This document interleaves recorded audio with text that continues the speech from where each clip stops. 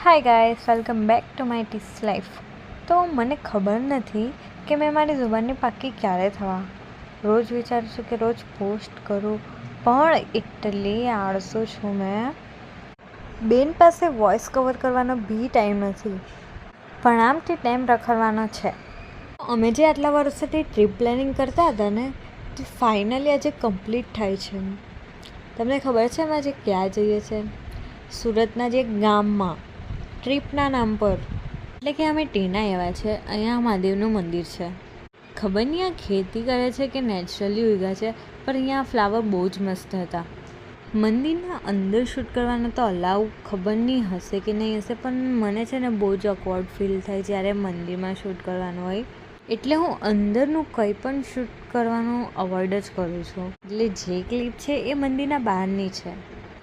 પછી અમે મંદિરમાં જવા પહેલાં હાથ મોં ધોયા, જ્યાં મારી હાઇટને પહોંચવામાં બહુ તકલીફ થઈ. તો દર્શન થઈ ગયા છે. દેન હવે અમે જઈશું ફરવા, એટલે કે આસપાસ જ. આ છે મારો ભાંજો.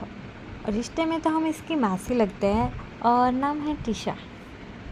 भगवान मेरी कदर करना सिखा दे इनको वक्त रहते तो बहुत अच्छी बात होगी. क्योंकि જે આ લોકોની ગર્લફ્રેન્ડવાળા સિક્રેટ્સ છે ને, તે મેં ઘરવાળાને કહેતી નથી. માસી થાવ છું તો પણ. પછી મારો ભાઈ રિસ્ક લઈને મારા માટે ફ્લાવર લેવા ગયો, અને મને ખબર પડી કે આ મારા માટે નથી, એની ગર્લફ્રેન્ડ માટે છે, જે બહુ મોટા લોંગ ડિસ્ટન્સમાં છે. તો બી આ ભાઈ છે ને, ડિસઅપોઇન્ટમેન્ટ તો એટલી થતી હતી, પણ શું કરીએ, ભાઈ છે, મારે બી નહીં શકીએ.